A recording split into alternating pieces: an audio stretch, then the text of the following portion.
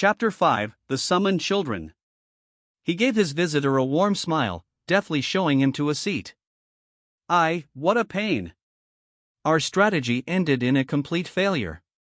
It might be a little while longer before Clayman awakens to become the first true demon lord, sadly. Laplace, the visitor in question, sat down and gave him the news. Failure, after years of effort. He didn't sound too broken up about it. And here I thought an orc lord on the rampage would guarantee us at least 10,000 or so deaths. The master of the room seemed to take the news pretty lightly. But I suppose obtaining the power needed won't come that easily to us. There are other conditions to worry about. Yeah. He's strong enough, though, without having to dabble in any crazy stuff. Although I think he has it in for Leon, a bit, he still has much to learn, that Clayman. So, was that all you came here to say? Laplace defiantly grinned at the room's owner. Oh, of course not. That was just a side note. I bet you heard all about it from Clayman already, All I did was help out a bit, so I don't know the whole story myself. But enough about that. I've been going undercover to keep tabs on the Paladins' movements lately. They're really out to start something, you know that? Now that they're pretty sure Veldora's gone for good. You think so? Do you know what they're after?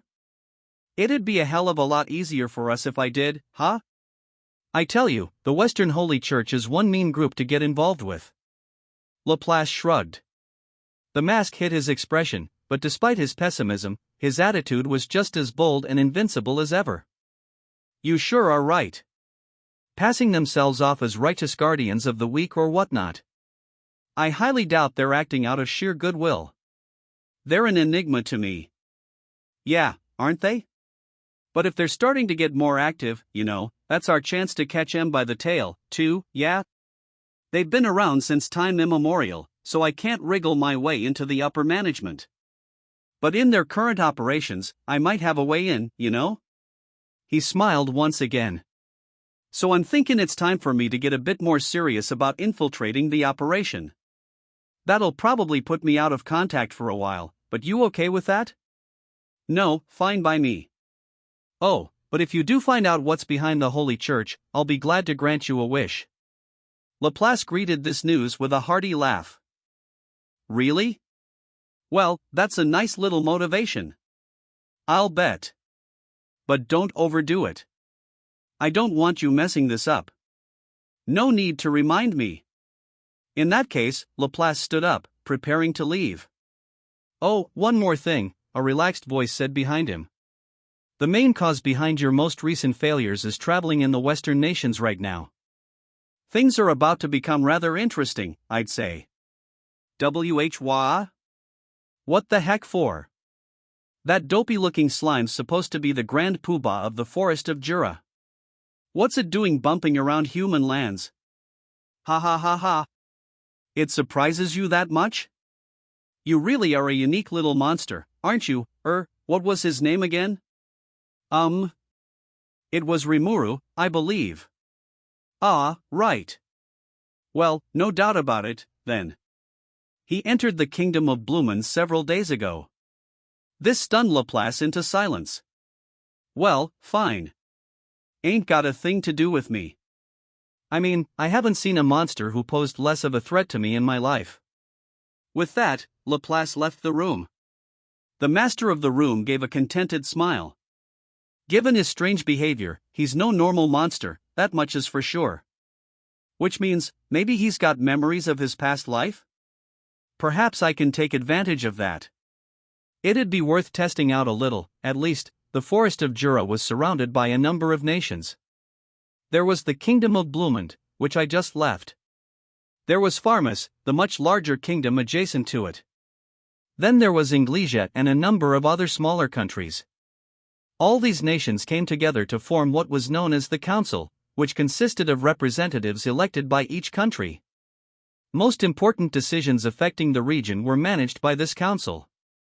Each nation had its own methods for electing representatives, but for the most part, the seats were taken by lower-level nobility without much in the way of inheritance rights. The Council of the West, as it was formally called, was originally founded as a sort of monster fighting co-op, before growing into a force devised to keep the Eastern Empire in check.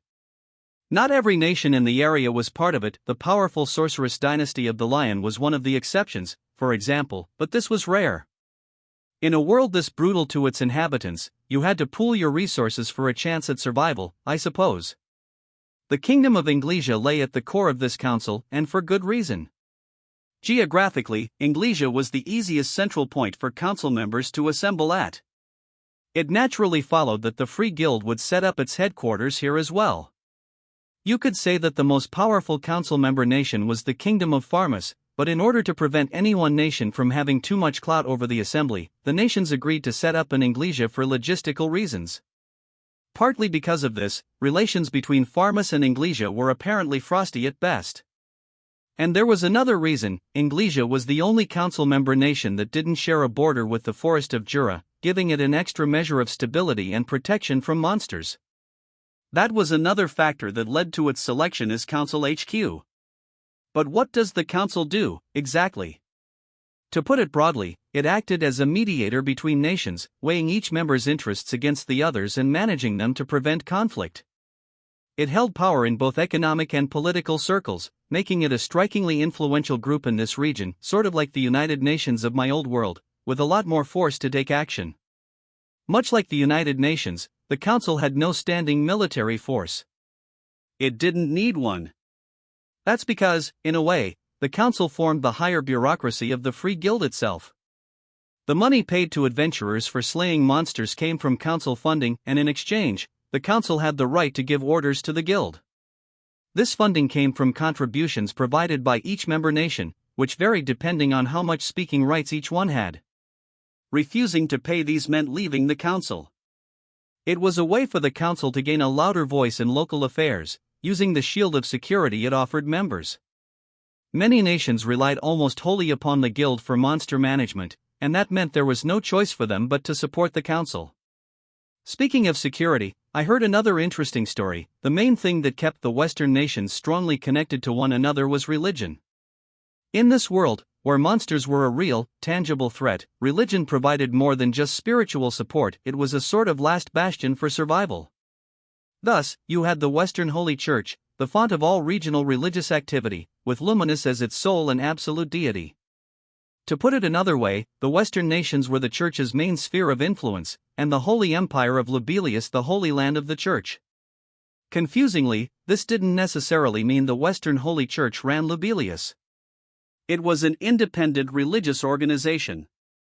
However, the leader of Lobilius was called the Holy Emperor, defined to be the pope-like mortal spokesperson of divinity whose orders had to be followed without fail. So was Lobilius a kind of puppet state for the Church? Yes and no. It was too complex for me to really get from what Fuse told me, and I'm not sure he really knew either. It's just, that sort of thing, as he put it, and I guess he's right. The Western Holy Church wasn't the only religion in this world. There were other indigenous ones that worshipped a variety of different gods and goddesses. But in terms of followers, Luminous had the overwhelming majority.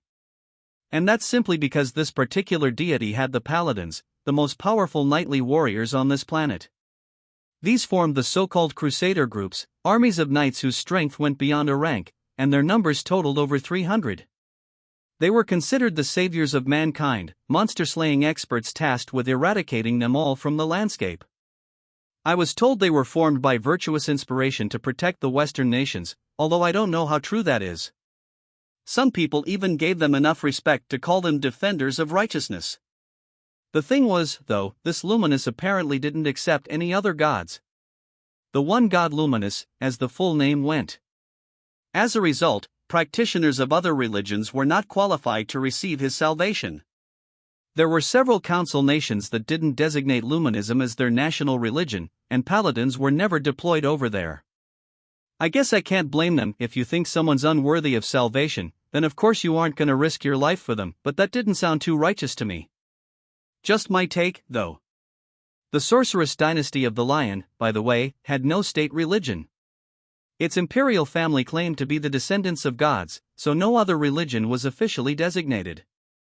On the other hand, its people enjoyed full freedom of religion, making it a pretty unique nation in its approach.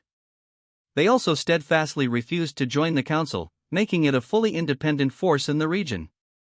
Their borders weren't entirely shut, but they had no interest in playing nice with others.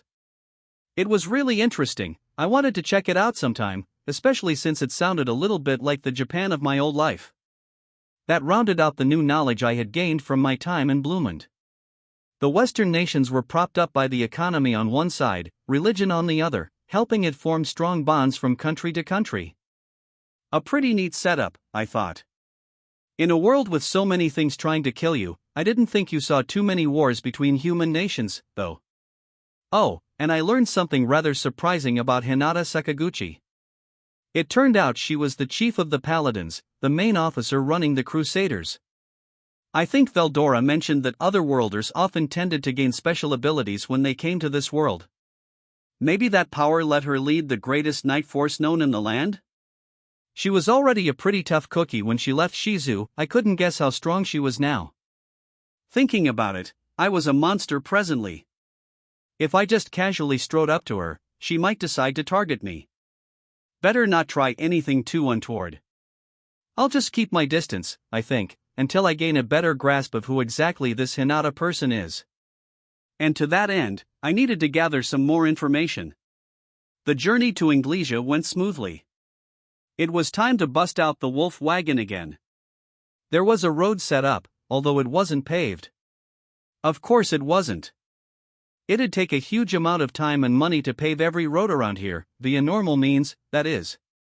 I had Ranga pulling the wagon in slightly shrunken form. He didn't look much different from a regular old black wolf, so I figured it wouldn't be a problem. Having him sprint at full speed would break the wagon apart, so he was going at a light jog at the moment. Doing around 25, maybe?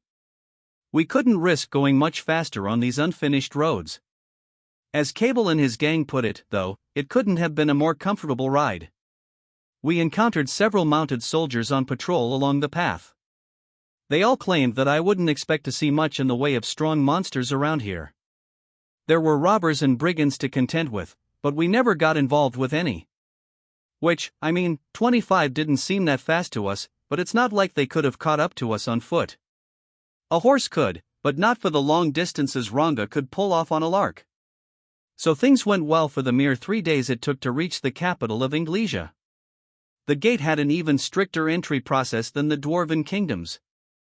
There were 3 levels of inspections, the first of which required identification. Anyone who couldn't produce papers on the spot was forced to the back of a ponderously long line for level 2, mess that up and you were on to level 3, where you were all but treated as a criminal. By that point, once they were done with you, you'd seriously begin to wonder why you tried to enter in the first place. But a lot of people were willing to risk it.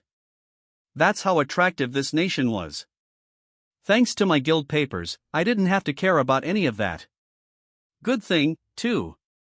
If I didn't have them, I'd be waiting in line longer than I did for the dwarves. My only complaint, whoa, you're an adventurer, lil lady? This isn't some kind of joke you're playing on us, is it? The guards treated me like some spoiled girl. I'm not a lady, thanks. Just check the papers. Guess you're about the age when you want to act all grown up, huh?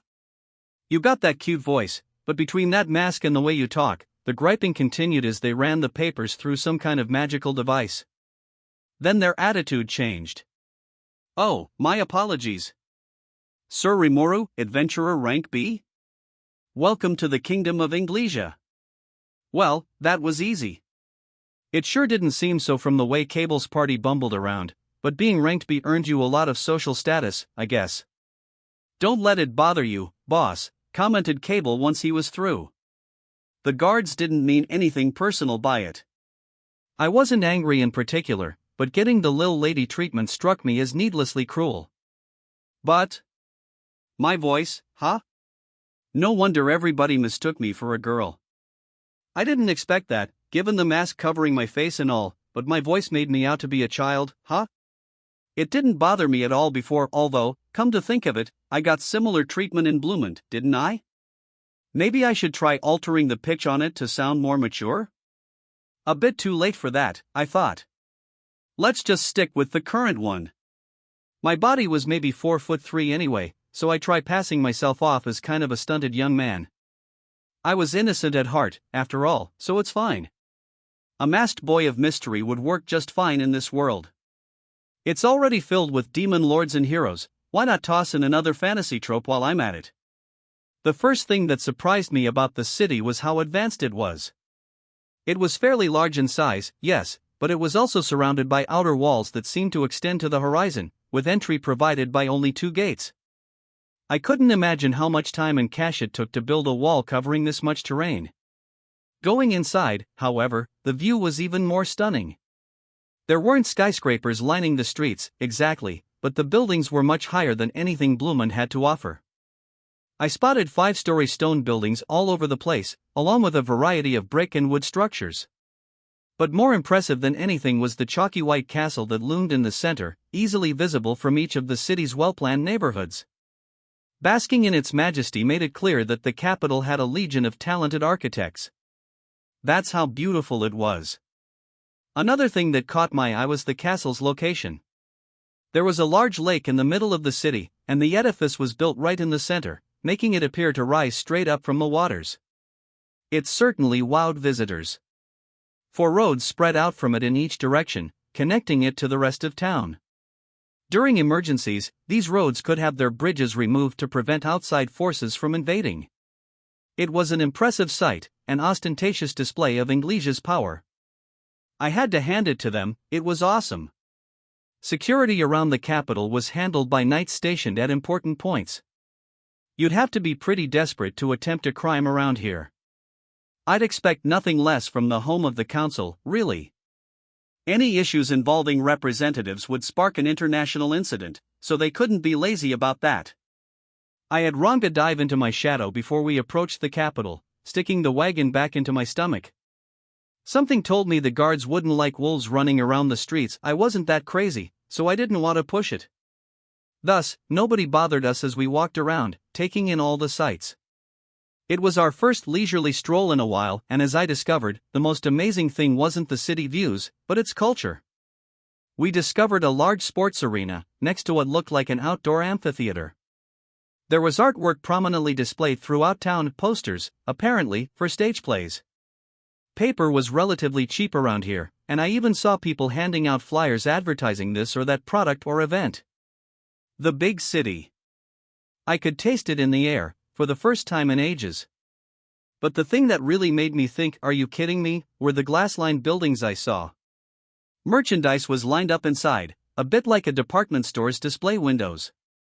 In fact, they were display windows, the only difference being the weapons and armor on the shelves inside. In a fancier city block near the castle, I found a shop featuring dresses and other clothing. It sure wasn't a place for the masses. Simply living inside the city walls probably meant you were at least somewhat well off, but owning a house close to the castle was apparently a right reserved exclusively for the nobility.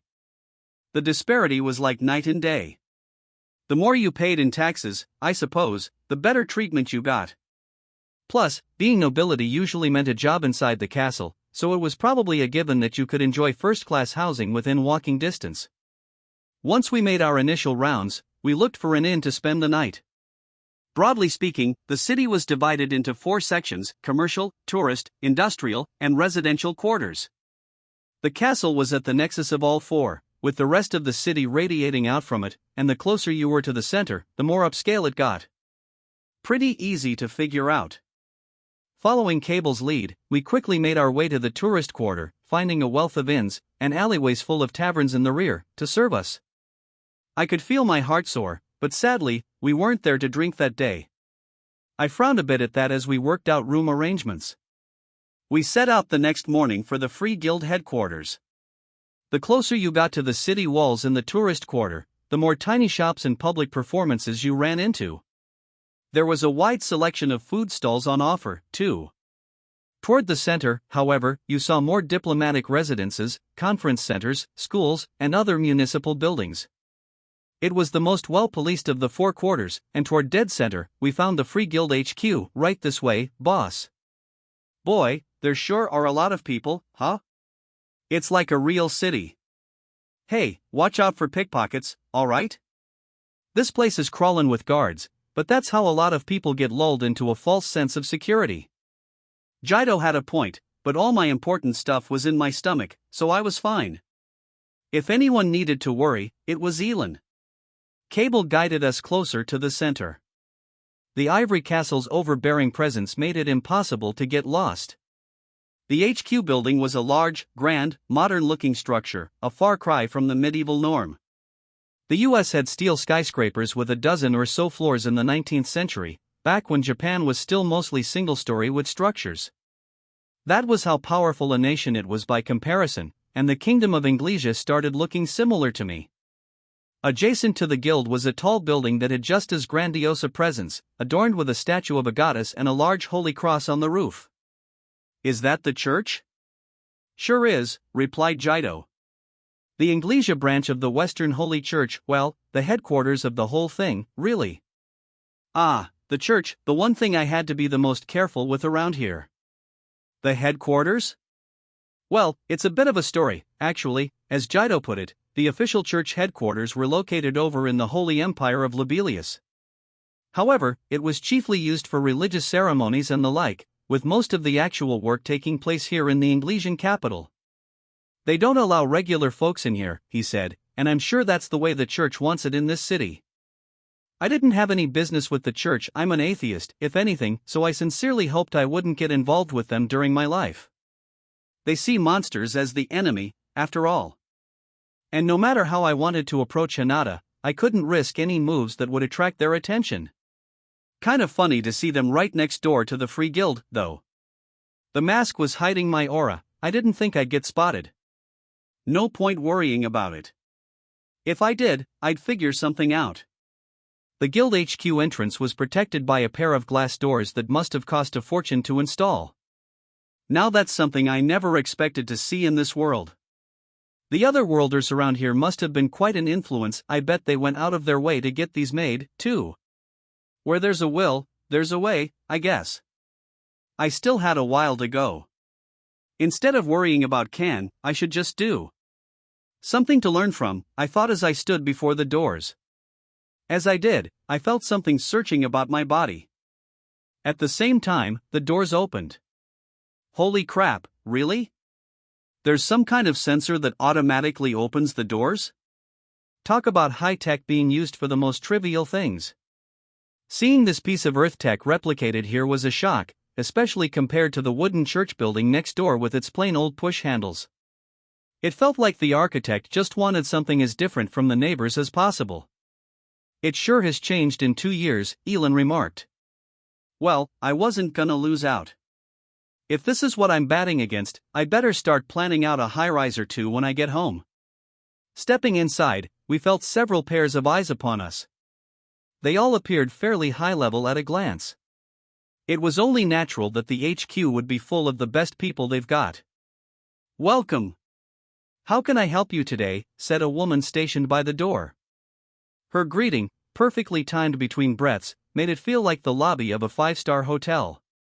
Not to be rude, but it was a far cry from the Bloomin' Capital branch. Yeah, we're here to see the Grandmaster. Here's our letter of introduction. I handed it to her. Certainly. Please give me one moment while we confirm. She stepped away as another man approached us. Oh. Hey, what's a kid like you doing in here? I knew it. Someone wanting to start trouble. First impressions were everything here. If I let them screw with me, I was done. But just as I was set to fire back, whoa. Hey, Gross. You reach rank B, too? Cable spoke up, tossing him a few kind words. It made Gross freeze in place. Ah. Well, look at you, Cable. Sure, haven't seen you lately. What a letdown. I was all ready to make him see how powerful I was, too. Of course, I had a tendency to screw that up anyway, so maybe it's for the better.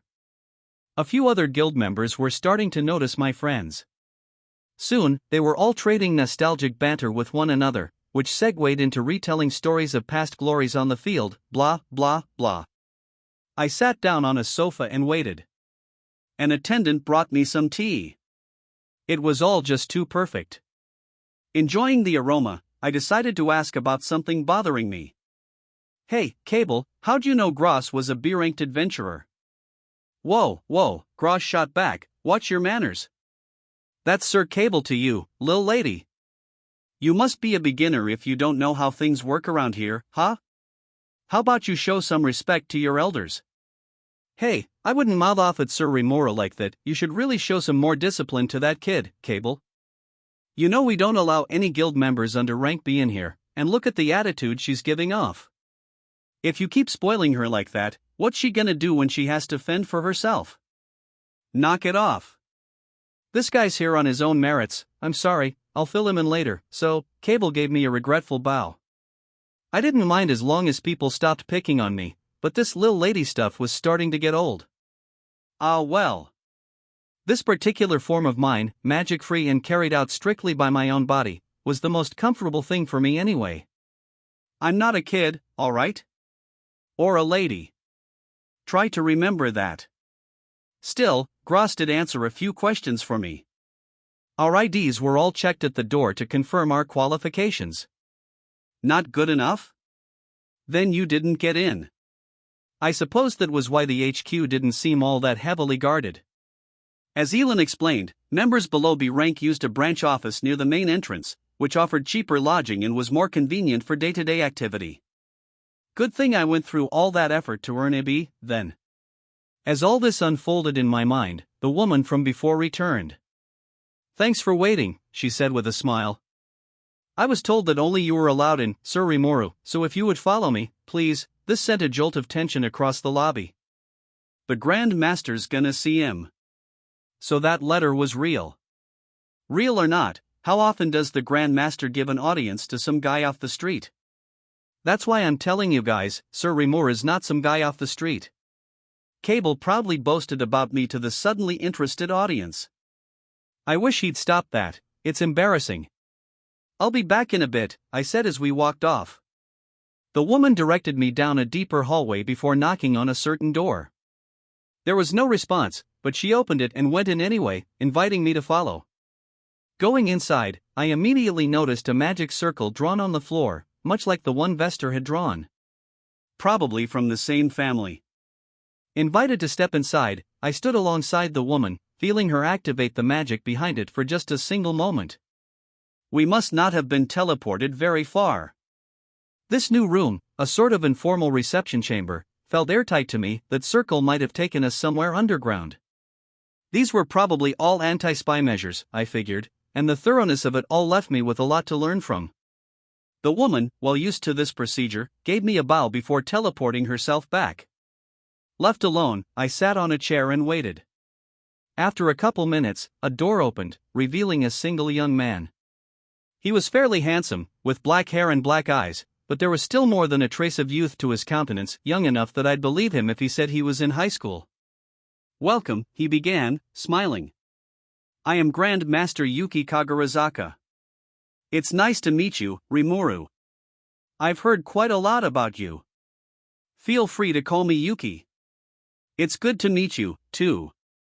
My name's Rimuru Tempest, and I am the leader of the newly established nation of Tempest in the forest of Jura. Just Rimuru is fine with me, too. Thus, I had my first encounter with Yuki Kagarazaka.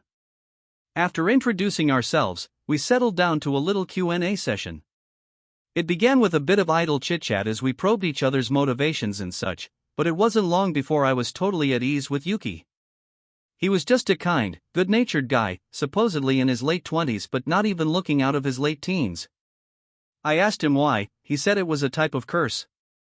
He didn't obtain any special or unique skills on the way to this world, apparently, but the journey did grant him massively upgraded physical abilities. It was really just, like, he scratched his head. Like, what should I do? And really, it took me about 5 years until I realized that something weird was going on with me. His eternally boyish looks, among other things, meant he had never been in a relationship. I couldn't help but laugh and cheer him up. I was starting to like the guy. Wow, really? Ooh, that's too bad, haha. But, hey, you'll get luck on your side eventually. That's really not helping. Yuki sounded a little huffy about it, but I'm sure I was just imagining it.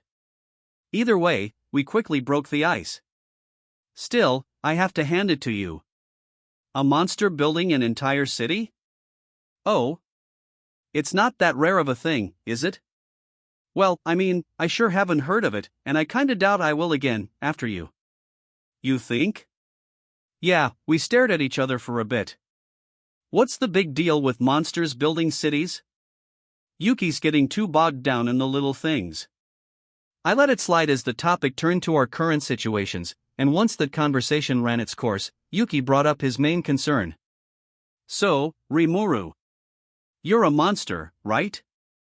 That's how Fuse described you to me, but I'm pretty surprised that you went right through the barrier we have over the headquarters building. How did you transform yourself like that? Oh. Yeah, I'm a monster. A slime, to be exact. Keep this between us, but I've got a skill called Universal Shapeshift that does this for me. I can imitate any monster I've consumed. That, and this mask contributes a lot, too. I removed the mask. I knew I'd be dealing with the Grand Master for a while to come. If we ever got hostile, I'd have a hell of a time getting accepted by people in this nation. This was a do-or-die moment. I couldn't let him think my city was some house of horrors. Let's just go out with the whole truth, right now. Imitate monsters you've. Wait. Is that Miss Shizu? A murderous look crossed Yuki's face. A beat and then he disappeared from the opposite side of the table. We exchanged a pair of kicks. The resulting shock wave split the table in two. It was a tremendous blow, heavy, furious, like nothing a human could launch. I might not ever feel pain, but for just a moment, my leg felt too numb to move. Calm down, kid, I said, cool as a cucumber. Looking back, Shizu managed to spot me purely on the atmosphere I exuded around her. A pretty amazing feat, now that I think about it. It took a lot of imagination to picture an otherworlder who wound up turning into a slime. The rage was gone from Yuki's eyes, but he was still on his feet, ready to continue. Could you explain this to me in detail? He asked, his gaze fixed upon me. We sat across from each other once more, leaving the broken table where it was. Well, all right. Look, to be honest with you, I'm an alien from a faraway planet. What are you talking about? I want you to be serious with me. Honestly, I'm impressed you think this is a great time to goof off. Yikes. Yuki looked pretty pissed. I figured a little joke would help ease the tension, but maybe not. All right. I'll be serious now, so just chill out a little. You come all the way here, and that's the joke you go for? That's the first time I've heard that one. Are you by any chance? Yuki guessed it before I could even say it. I decided to start from the beginning.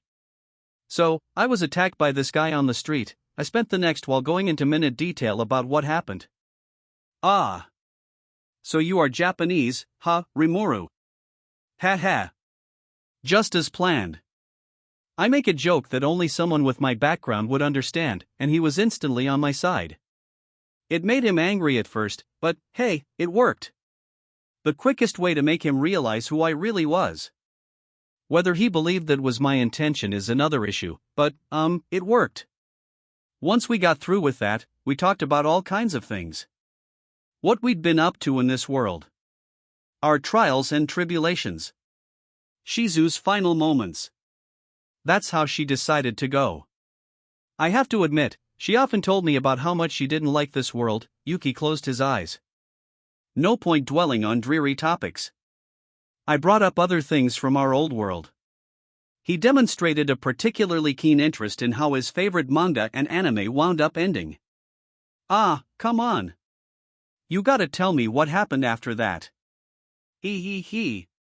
You wanna know? Well, guess what?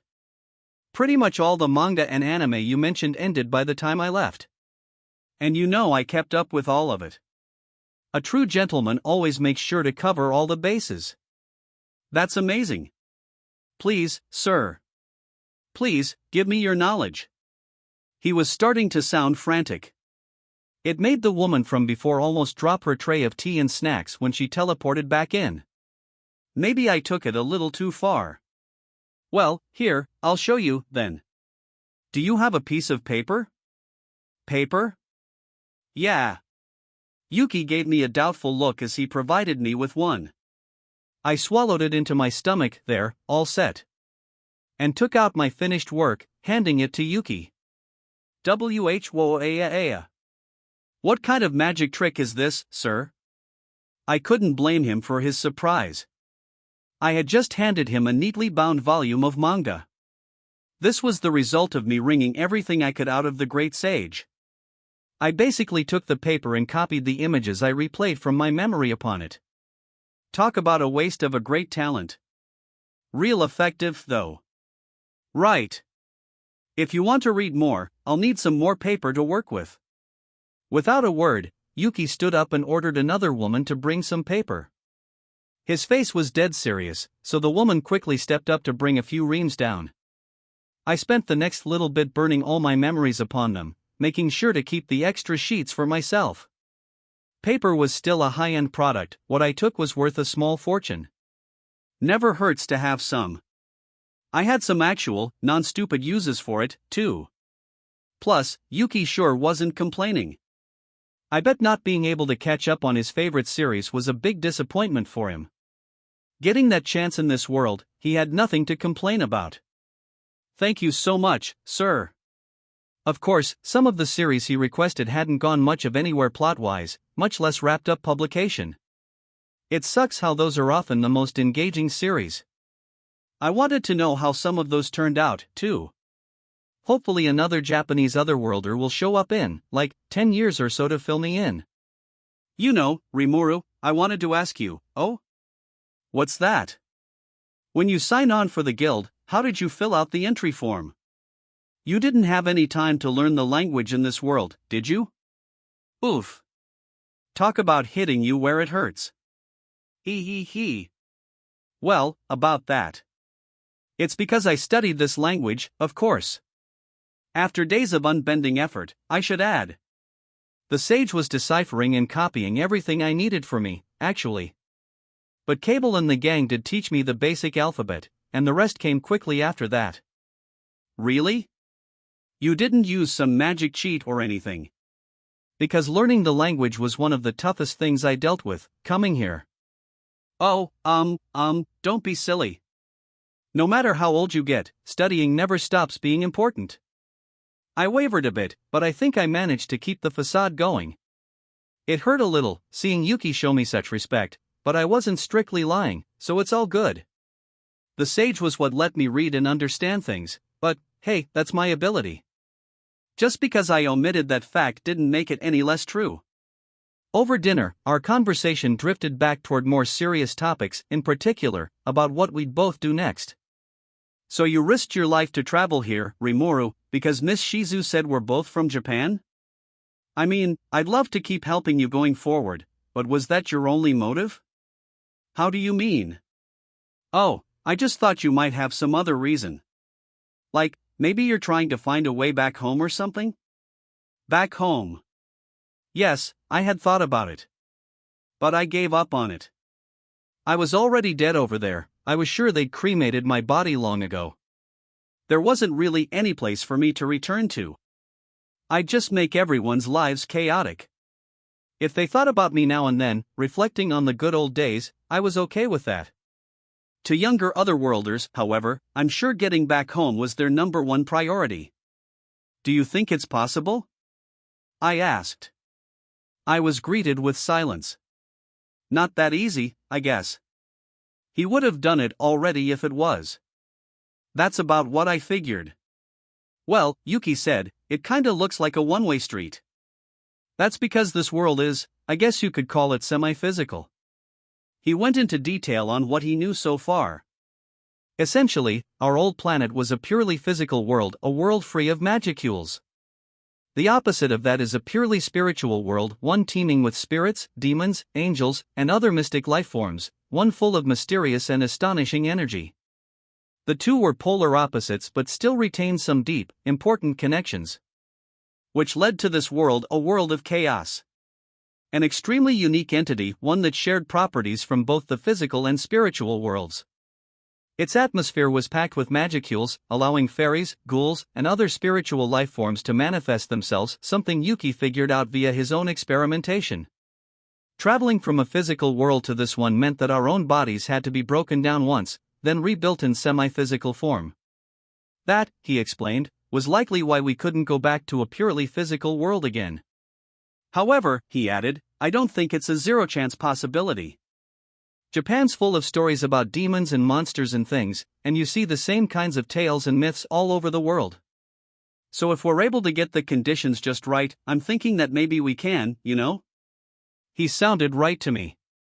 I had my own thoughts about it, too. It all felt like a vague fever dream at this point, but I definitely remembered hearing the world language from pretty much the moment I was stabbed. There was definitely some kind of connection between Earth and this world it had to ride on. Plus, you can cast magic, can't you, Rimuru? Yeah, I replied to the sudden topic change. I had a spell or two taught to me. Yuki squinted at me, jealous. That sure is nice. I was really excited about magic, too, at first, as he put it. When he first came to this world, he both lamented his plight and fostered a deep fascination for the unknown force of magic. I was the same way. Anyone who's a fan of manga and anime must have wished they could toss around magic at least once in their lives. I wanted to learn some, but for some reason, I just couldn't do it. I think it's because of the way my body changed. It felt so, like, romantic, too, but no, yep. Something adventurous to it, isn't there? If something's right there at your fingertips, of course you'll want to try it out. But Yuki just didn't have the right characteristics for it. Reality sucks sometimes. Still, I can perform research into it. And what I found was that in this world, magic is the power to interfere with the laws of nature. There's a mysterious set of laws to this world, people call them the world language, and when you earn a new power, or the value of your life rises in some way, like when you evolve, then that's how nature tells you about it. Magic runs under the same rules as this world language. When you cast the spell, it turns that non-physical phenomenon into real life. And if you look at it the other way, Yuki paused. I tried to guess where this was going. Look at it the other way. Everything has a cause and an effect, and if you figure out the laws behind all that, you might even be able to find a way home, is what you're saying? I was familiar with the world language. My skill, the great sage, used the term when talking to me. It was my familiarity with it that led me to that conclusion. Right. That's very good, Rimuru. I'm surprised. You understood a concept that I had to spend years researching. Take the concept of returning home, render it into a set of laws, and translate it into the world language. Easy for me to say, but trying to discover those laws would take a lifetime of research. Even with that much effort, it may not be possible at all. But if you were able to interfere with the world language on a deeper level. The sage was silent. No, a skill like that's just a fairy tale. Guess we just have to keep plugging away on that research. Yuki gave me a wry grin. Of course, I'd never have enough time to uncover all of it, I guess. I'd have to decipher and evaluate each of the laws, one by one. And that's probably his main goal. I'm sure he'll keep up his research. Well, I'll definitely help you with whatever I can, and I'll try doing a little research on my side, too. I had to volunteer to pitch in. I just had to give a shout out to his spirit. But anyway, if you aren't trying to return home, what brought you here, Rimuru? Now he was getting back on topic. I figured he deserved a full answer. Well, if I can kick back and chill out a little in this life, that's all I really want. I've got a town pretty well built up, and basically, I'm just in this to have fun with my friends. But there's something that's been bothering me lately, my other mission. I needed to purchase magic stones and check out the cities, figuring out how advanced their civilization was, that was important. But I hadn't forgotten the biggest one. The children I saw in my dreams. I see. Miss Shizu must have been really worried for them. But those kids are. Well, if that's what she wants you to do, then I trust you are up to it. He then dived into a long story, telling me about the children I saw in detail. After the end of our long conversation, I walked out of the guild headquarters, offering to treat my friends to dinner for making them wait so long.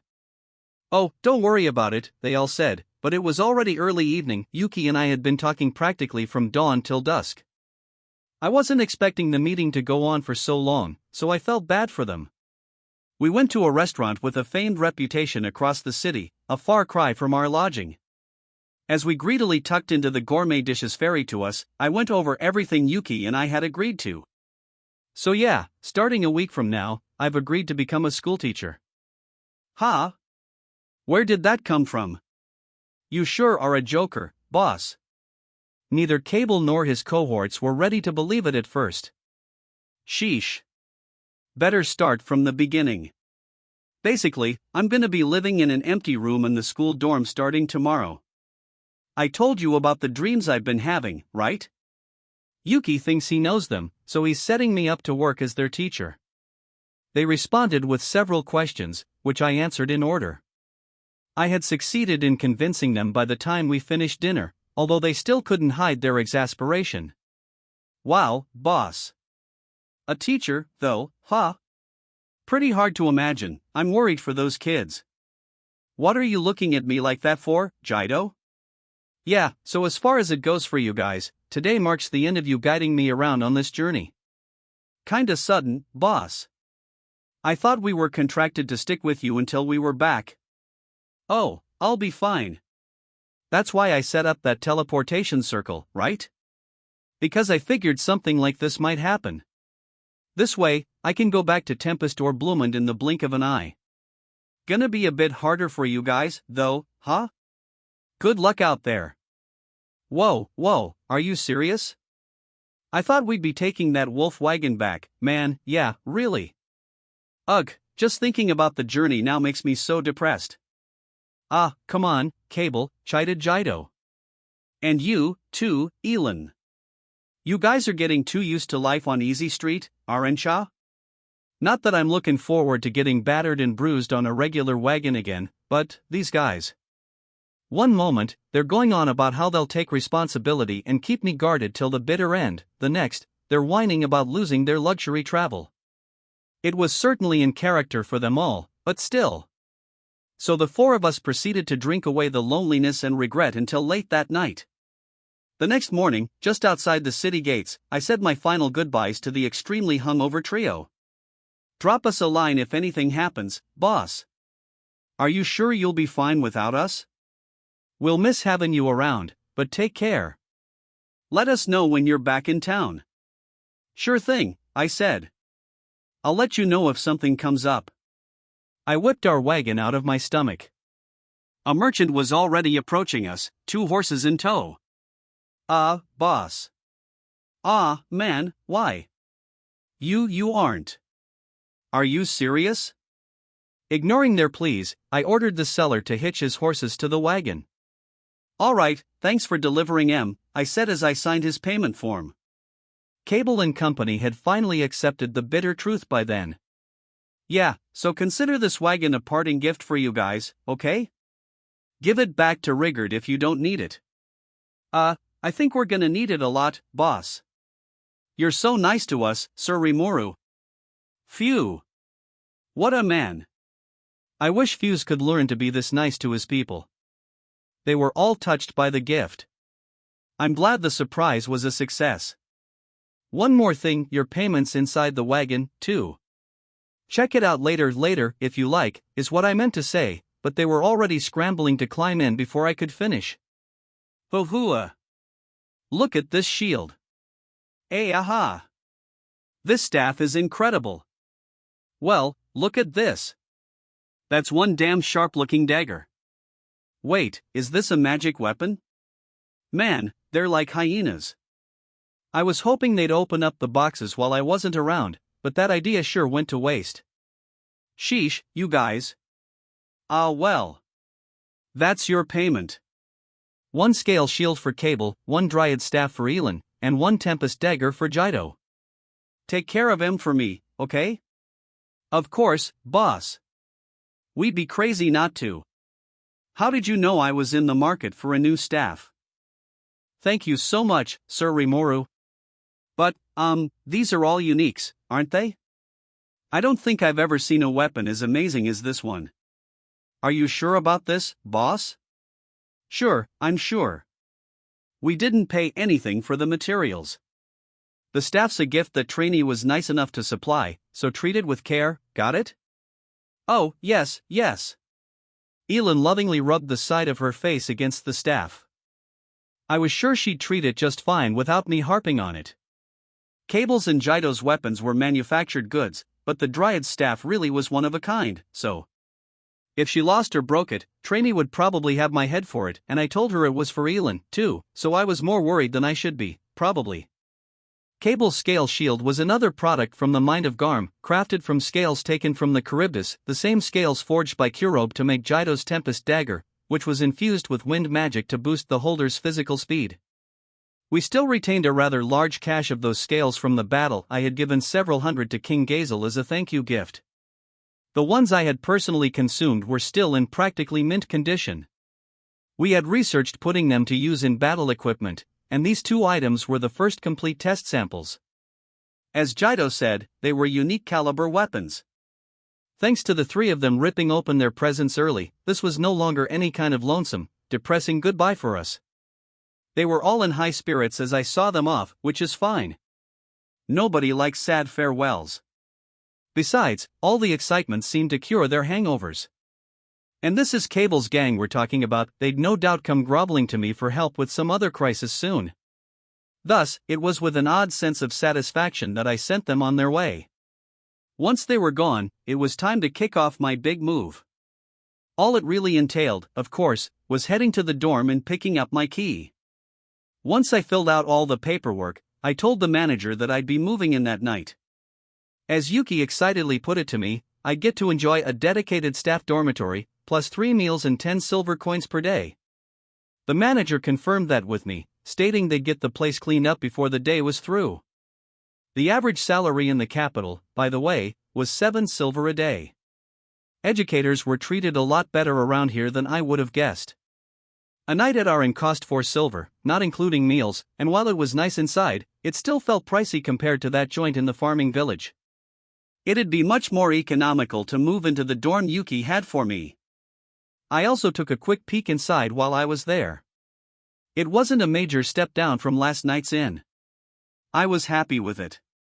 Like I told Cable and the gang, I begin teaching in 7 days, although I'd need to report to school in 6 to manage the handover. Thus, I had 5 days to use however I wanted, although this particular day was mostly spent purchasing assorted household goods. I had the budget to purchase most of what I wanted and have it carted back to the dorm, touring around the city a little more as I shopped the day away. I occupied most of the next day unpacking and organizing all the stuff I purchased. I knew I shouldn't have sent those guys off so early. I regretted that now. On day 3, I decided to hit the library. I still hadn't heard anything about, what I'd be teaching at school. Yuki was working that out for me right now, but in the meantime, I figured I should brush up a bit on my core knowledge. That and fulfill one of my other important goals, learning magic. I wanted to take this opportunity to read through as many magic tomes as I could in there. Access to the room with said tomes was restricted, but you could get in if you showed ID proving you were a B-ranked adventurer or higher. You couldn't take any of the books out, either, and I wanted to read them all while I was in the capital, so that was job one for me. This was the largest library in the city, but it wasn't affiliated with the government.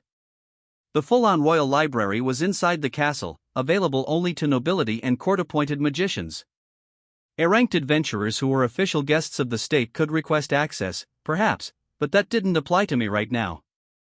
Certain magic was treated as classified information by particular nations, so it wasn't just a matter of walking up and asking for a library card. For now, I'd have to be happy with this regular library. Besides, there were a lot of valuable books in there, filled with tales of forbidden skills and techniques collected by adventurers worldwide. Some of the more ancient tomes discovered during free guild work were gathered here, too. The collection is easily as valuable as anything the Royal Library might have, I thought. It was wonderful. I felt lucky to be blessed with such fortune, so soon after arriving. I'm sure it was karmic repayment for all my good deeds. I quickly began browsing through the magic tomes. There were so many here, you could never finish them in a lifetime if you read them any normal way. So, apologies to the diligent scholars out there putting in all that time in reading rooms, but I'm using the great sage to read these suckers. If someone watched me in there, it'd probably look like I was just running a hand over a book, then meekly returning it to the shelf. But my hand was taking in the entirety of each book, recording it fully and accurately. Running the sage and glutton skills in parallel, I copied each magic tome into my mind at breakneck speed. I could take the time to pore over the contents later, or really, I could let the sage do that. All I had to do here was pluck a book from the shelves, then put it back. Would that be enough to let me harness the magic inside, though? Received. It is possible to thoroughly examine the contents with analyze and assess, then comprehend it with the all of creation skill. Once comprehended and stored within memory space, the magic may be executed with cast cancel. Really? Whoa. So all I gotta do is think about what kind of magic I want? What a crazy set of skills. There's just no end to the wonders the sage brings me. In that case, it's settled. I'm not even gonna bother reading the titles of these books. Just in and out, shelve and unshelve, over and over. Each volume converts itself into knowledge for me. The mere thought made me want to do this more than ever. So over the next 2 days, I read those books until I was blue in the face, successfully memorizing every one in the magic tome stacks. That was how I rounded out my little vacation. The other librarians and visitors gave me passing stares, like I was some kind of wacko, but I had no regrets. Before my lofty goal of learning more magic, that was just a trivial detail. It was now my first day of work. After a few greetings, I was given a word or two of advice from the academy's vice principal. Yuki had already warned me it would be hard work. In addition to being guild master, he was also chairman of this school's board of directors. He called it more of an honorary title than anything, but I was still impressed. In the 10 or so years he had been there, he not only built up the entire free guild but even set up an affiliated school for the outfit. In a way, he was the ideal all adventurers should aspire to. This school was, indeed, a sort of training ground for would-be guild members.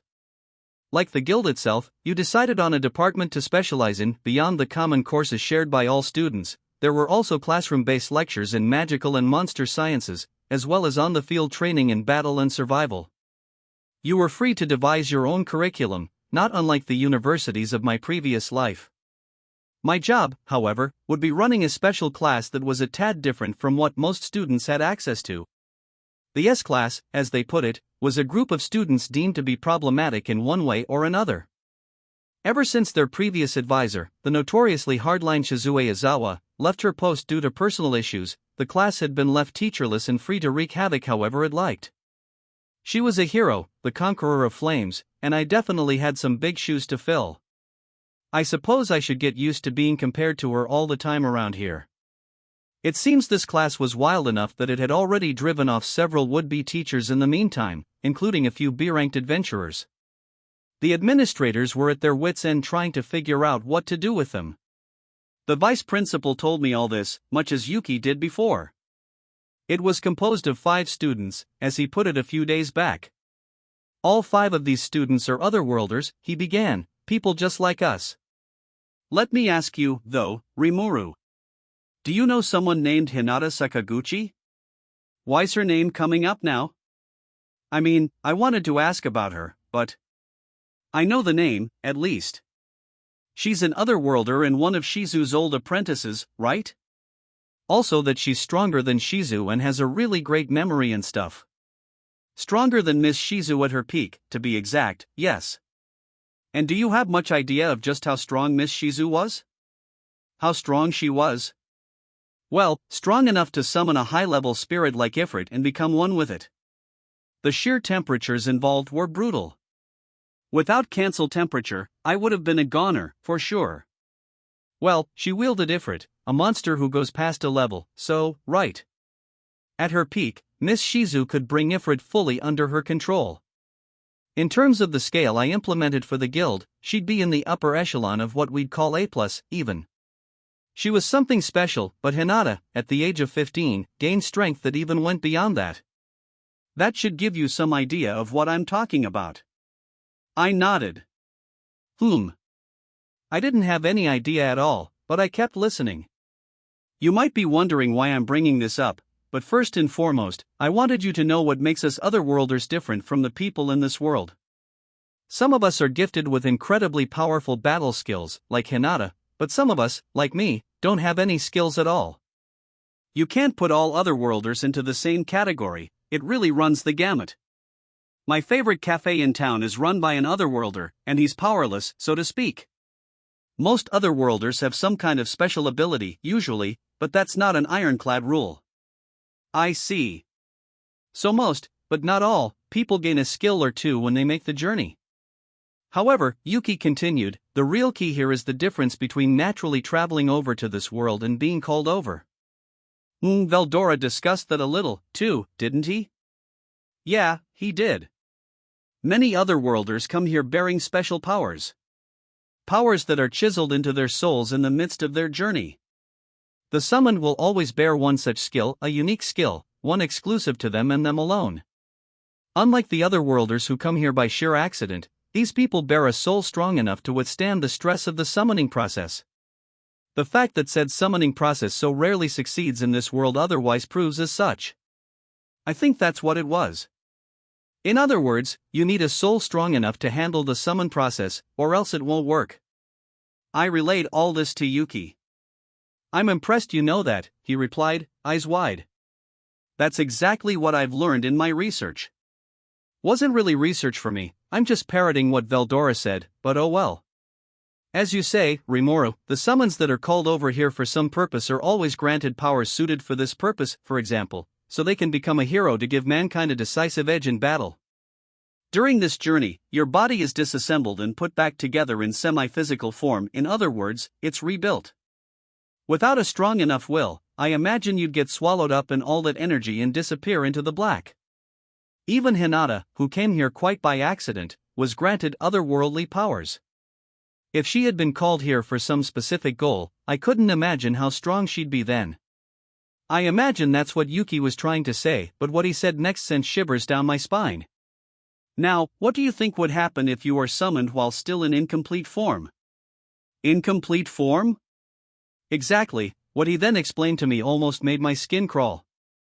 Normally, performing a summon under a given set of conditions required 30 or more summoners to work as a team.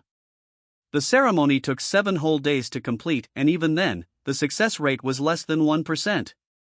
Even worse, once a ceremony was complete, the same summoners would need to wait for a certain interval before performing it again, an interval that took something like 33 or 66 years.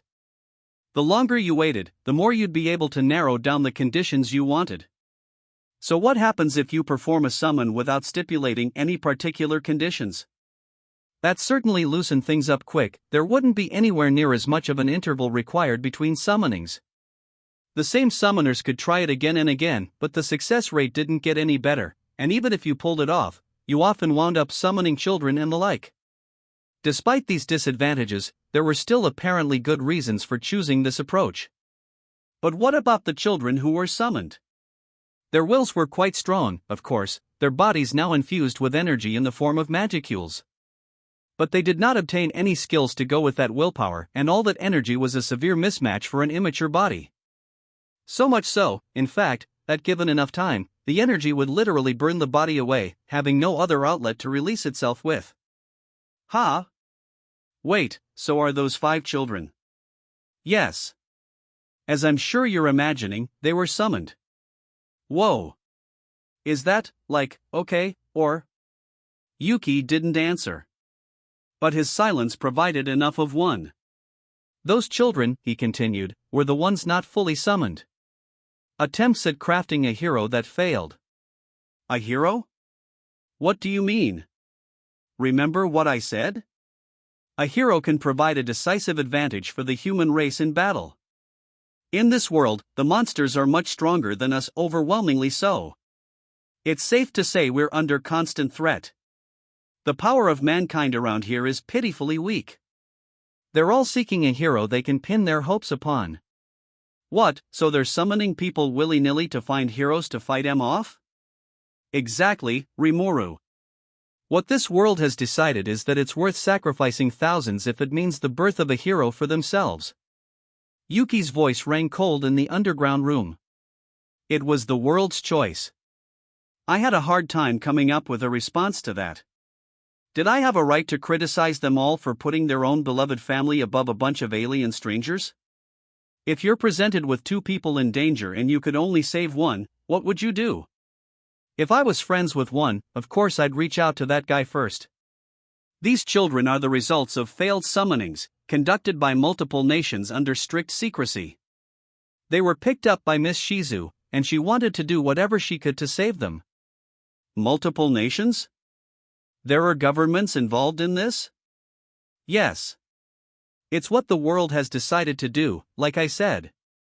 In their eyes, instead of gradually investing in armies to fend off the monsters, it's more efficient to stake it all on one otherworlder who can stand far above everyone else. And if you know how strong Miss Shizu was, you can see why. I suppose I could. A force in the tens of thousands would mean nothing against something like Ifrit. If an orc disaster stepped into town, they could pool Cable and all the other B-ranked adventurers in the world together, and they'd never land anything close to a serious blow. If those were the odds, then having an otherworlder like Shizu or Hinata could make all the difference, once the people knew about them. The other thing is that it's not like a hero is born every day in this world. How I understand it is that it involves being willing to take on the crimes and sins of all mankind, in a way. Otherwise, you won't be able to overcome the trials placed upon you by the spirits that rule over the land. Of course, there are some heroes out there who are anything but. They're willing to invite divine wrath upon themselves, The idea of just leaving everything to these heroes sounded pretty irresponsible to me, but that assumes you had some heroes to start with. Some real ones, with official world language approval. And that's why all these nations are willing to dabble in the dark magic of summoning, damn the consequences. Any successful ones were lauded as heroes, and as Yuki put it, each nation had a few on hand. The demon lords held so much power in this world that, if you were foolish enough to take one on, you couldn't afford to be picky with your methods. All these human nations scrambling to procure heroes didn't seem strange at all to me anymore. There's that many around, though? I haven't seen any in the smaller towns and villages. That's because these summoned otherworlders are usually ordered to serve as bodyguards for the nobility or people associated with them. Oh, right. Veldora mentioned that, too. So summons that have combat potential are branded with a magical curse in their soul, I blurted out, preventing them from defying their summoners? You know about that, Rimuru? I did know, yes. I knew, but I just kinda forgot. Yeah. No wonder Shizu wasn't so crazy about this world. So what's gonna happen to these kids? As far as I know, Yuki grimly reported, the longest any has survived is 5 years. Those are the facts, when it comes to incomplete summons. We haven't found any magic spells that can stave off the bodily collapse.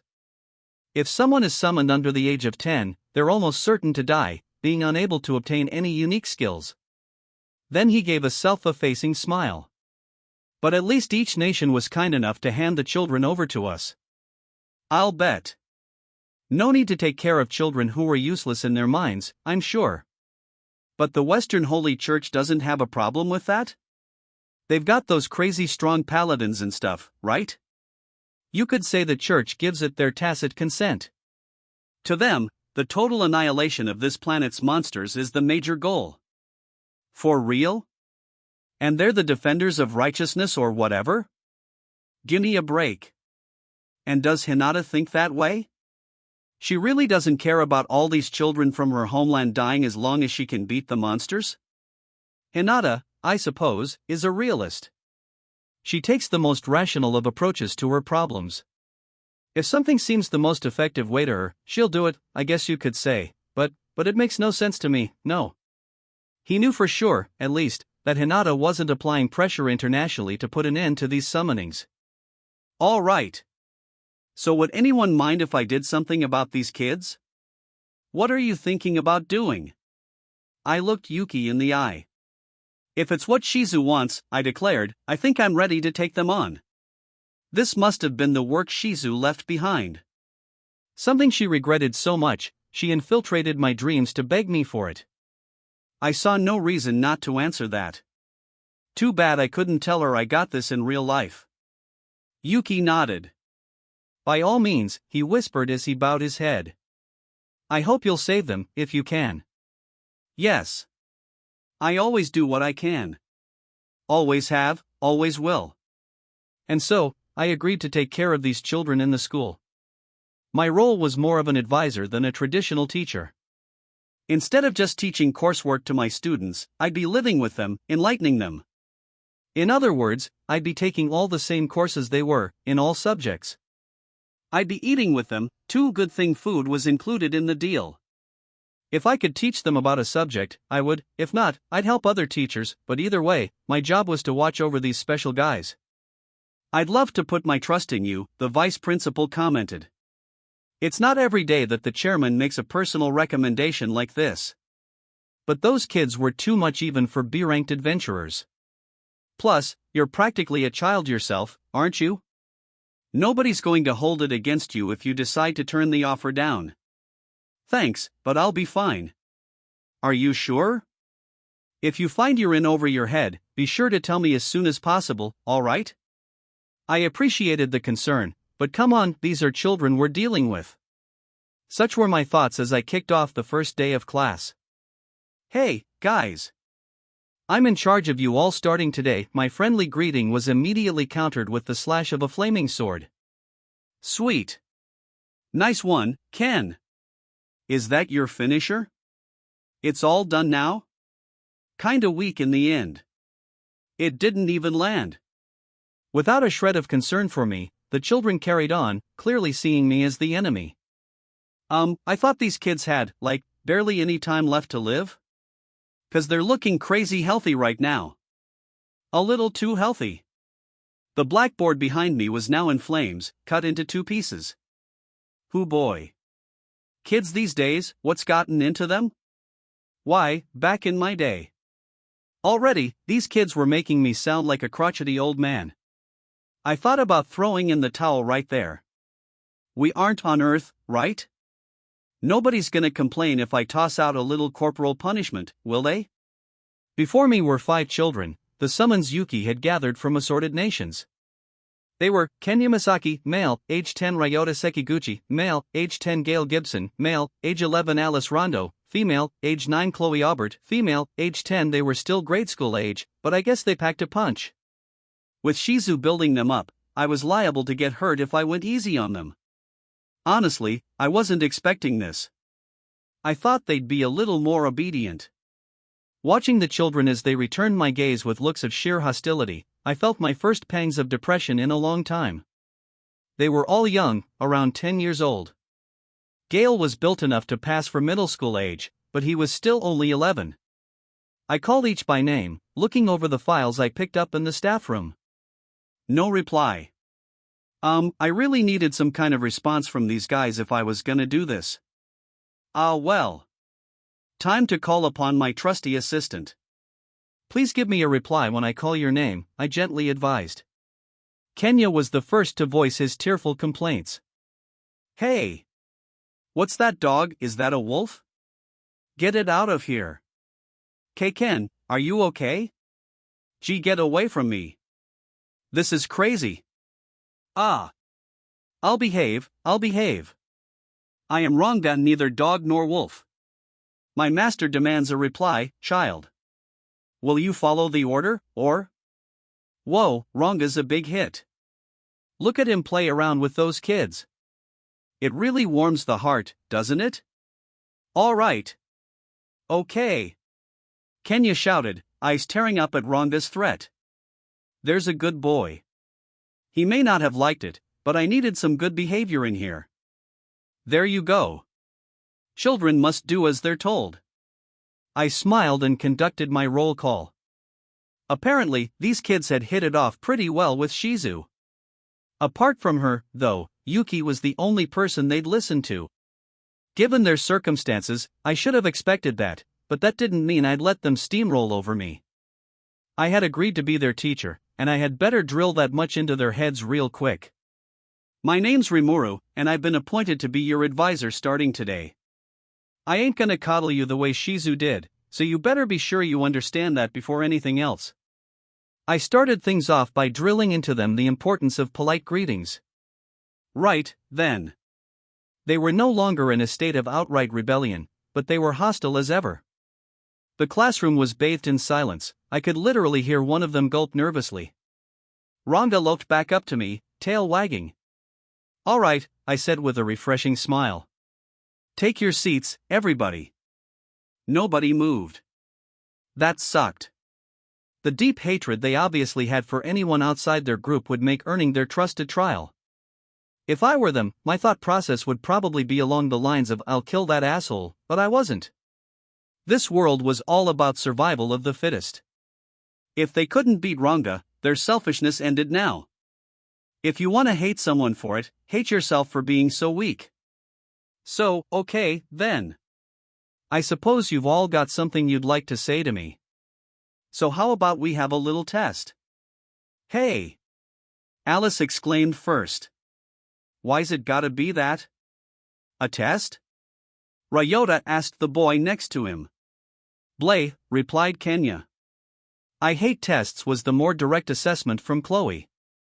This is all too sudden, the more intellectual sounding Gale added. I demand an explanation. Quite the protest. Children have such a wealth of personalities, don't they? And no matter what world you're in, nobody likes a test. Enough back talk. I know what you're all thinking, but listen. What we're about to do is something that's necessary for each of you. Why? We're all gonna die pretty soon anyway. What's the point of studying and taking tests and stuff? Why, yeah. Our last teacher just brought in a bunch of toys and books and said we could do whatever we wanted. We haven't done any real classwork since we came here. I want to read more books. And who do you think you are?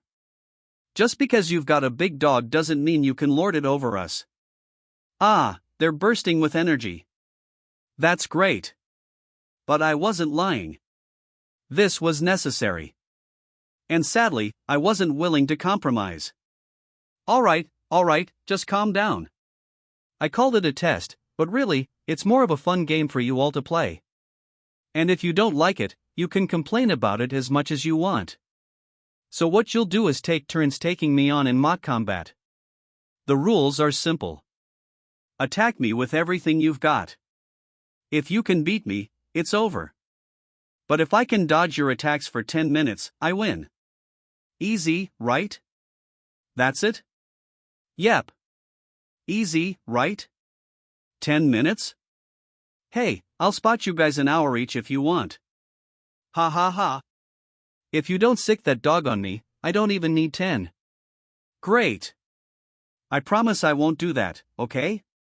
But it's one at a time for you guys, too. No helping out your classmates, all right?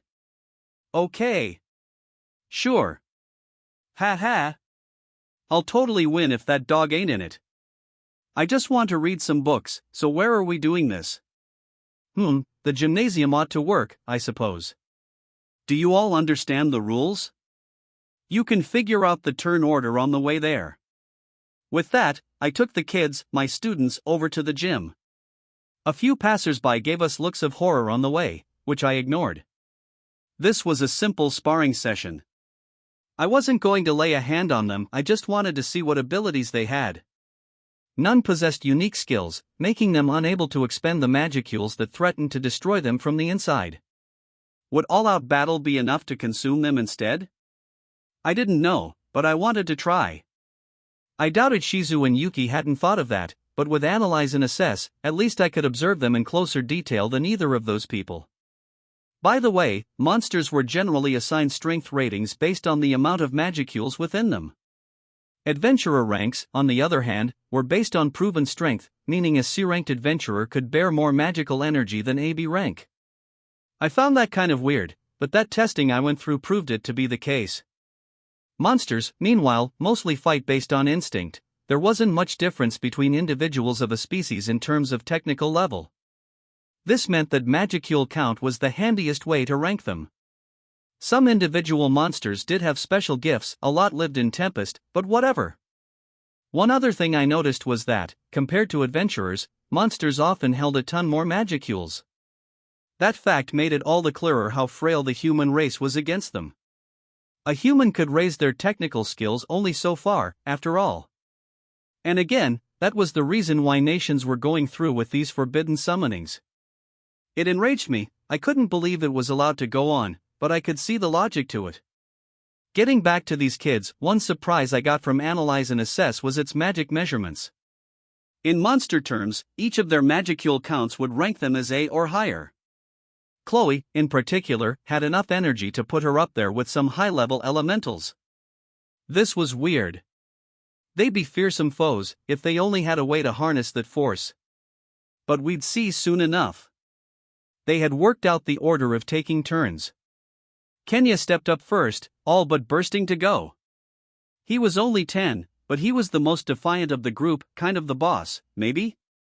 Hey, is it cool if I use this sword? Impudent little brat. Don't you remember? I said to gimme everything you got.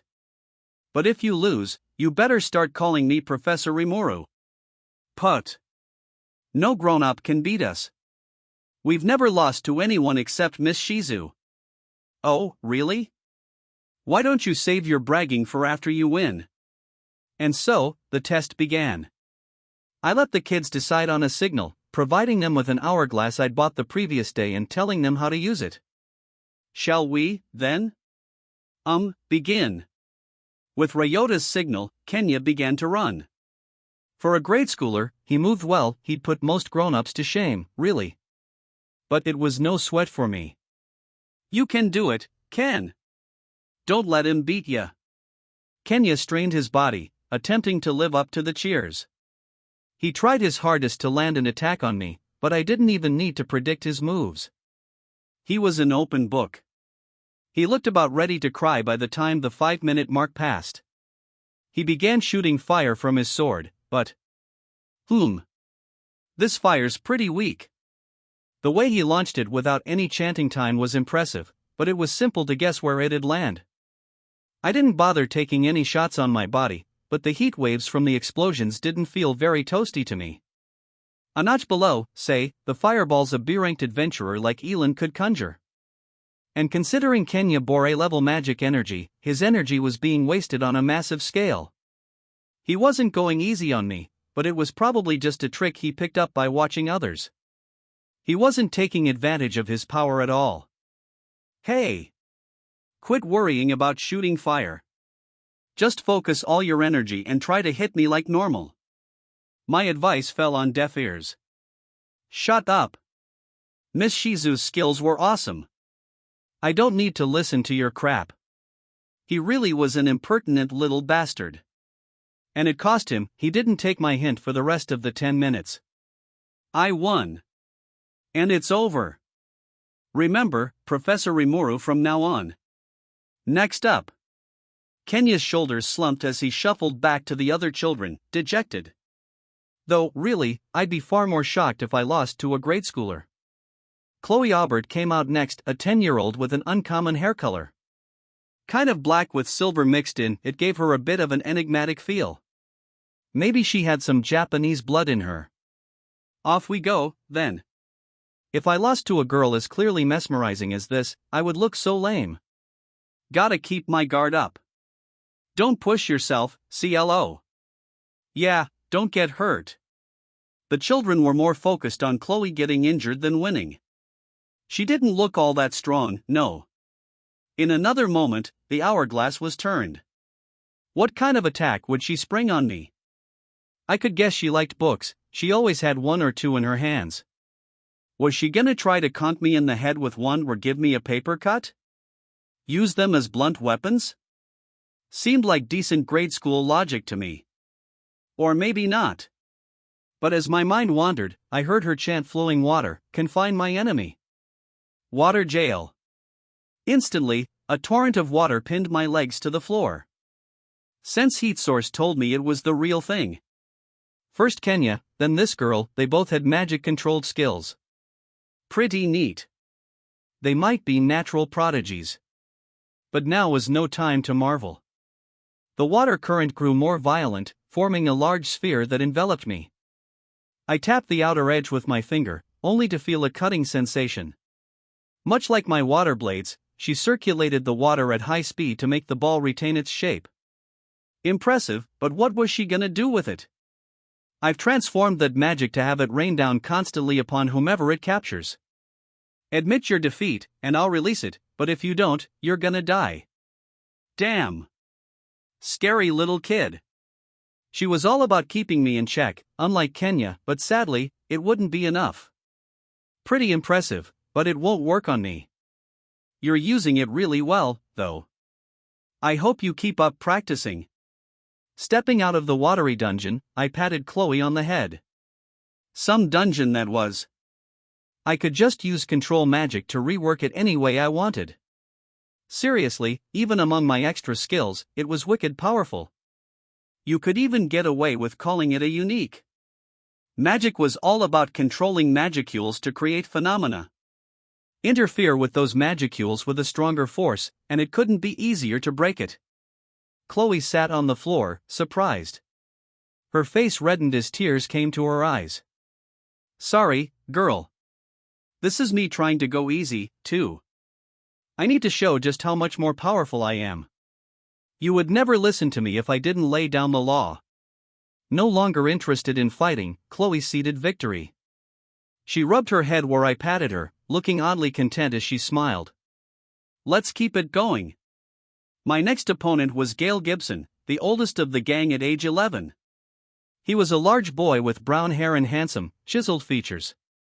Give him a few years, and I'm sure his looks would put Hollywood actors to shame. I had no interest in crushing his spirit, I just wanted to show him that the world can be cruel sometimes. Don't hate me if this kills you, alright? Gale immediately greeted me with an unhesitant, full-force blow. Seeing the previous 2 rounds must have changed his views about me. It was a fairly fearsome ball of magic, potentially lethal even for a B-ranked adventurer. Hey, I had a lot of trouble learning that one, too. He probably put every ounce of his energy into that blast. It was the right thing to do, but he chose the wrong adversary. Projectile-based moves didn't work on me. I used Glutton to scarf it right down. What was that? That's dirty. Yeah, it sure is. I think so, too. Listen, grown-ups are dirty people, alright? They'll do anything and everything to beat ya. That's how they work. Kind of an immature way to put it to a child, I guess, but I didn't want to leave anything off the table. There were other tactics I could have taken, but I wanted to both win this and make it look easy. It was actually kind of hard. Gale bit his lip in frustration, then focused his energy upon his fists to strike out at me. I was impressed he didn't give up, but there was no path to victory left for him. The rest of the battle went just as it did with Kenya. Ryota seemed like a wimpy kid to me. He was always by Kenya's side, ever cheering him on. Opposites attract, maybe. Beyond that, he seemed like just a regular child. His ability, though. Get him for me, Ryota. His eyes lit up the moment Kenya started egging him on, and he attacked with magic? No. It was closer to Cheyenne's strength and body skill. With 0 spell casting, he instantly doubled his strength and speed, maybe even more than doubled. His magicules briskly converted themselves into fighting force as he protected himself. A very impressive power-up move, though I had to take points off since he couldn't activate it by himself. Losing your cool in combat was, 9 times out of 10, a net negative. It meant tossing away your intelligence, the one advantage you could rely on over a monster. Ryota's skill wasn't strength and body so much as a berserker-style transform. It was useless as is. I'd better help him hone that. He did move well, though. If he weren't fighting me, he could have fended for himself rather well. But oops, too bad. I effortlessly dodged him for the entire 10 minutes. That just left Alice Rondo. Youngest of the group at 9, she had shiny, straight blonde hair that ran down her back and made her look just like a doll. Very fetching, but unlike the reserved Chloe, she had a mean tomboyish streak. About time my turn came up, she boastfully declared. "You worthless idiots better take a lesson or two from me." And here I thought Kenya was the boss of the group. It might have been the youngest one, after all. Or maybe she was the secret boss? Whatever she was, I needed to show her who was in charge, or else this whole effort was a failure. Better brace myself for anything. Plus, I couldn't help but notice that we'd been attracting an audience of students and teachers. As much ruckus as we were causing in this gym, it wasn't weird that we were building interest. Well, bring 'em on. It'd be a good chance to show the school that I had this. That I was treating these kids as real students. But what's Alice got in store for me?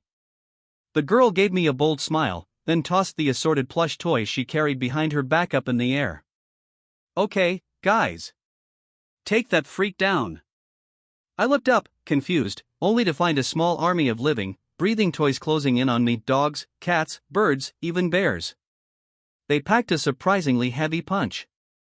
Alice, it turns out, was a golem master, something she must have stumbled upon as she saw Shizu and her spirit skills. It was astonishingly creative, especially for a child. If fur and foam produced this level of attack, she'd be packing some serious heat if someone gave her some steel robots or something. She might be the strongest of the 5, even. But if all I had to do was avoid them for 10 minutes, that seemed doable. "Hey! Quit running away from them, you wimp." I heard her complaint loud and clear but ignored it. I had a passing thought of incinerating them all as I danced around. Report. Chances of the individual Alice Rondo bursting into tears, 100%. But resisted. Not with those kinds of odds. It'd be even harder to placate her after that, and I'm sure the crowd would think I was a bully. So I kept running and running until the clock ran out. Well, at least I managed to save face. I had now shown what I could do to all 5 of my students. Wow, that advisor in the mask is amazing. He doesn't look older than 10 or so, and he just dominated those little hellions. That was a B-ranked adventurer? No way. Strength like that has Shizu written all over it. With that kind of commentary from the crowd, I felt safe assuming my reputation around school was now secure. These kids were powerful, but their skill sets had a sort of patchwork feel. If I had to guess, it wasn't because those were skills they were aiming for, they just tripped over them as they imitated Shizu. Plus, I had made a vital observation. I theorized that letting them fight all out would sap their magicule count a bit, but all it did was skim a bit off the top.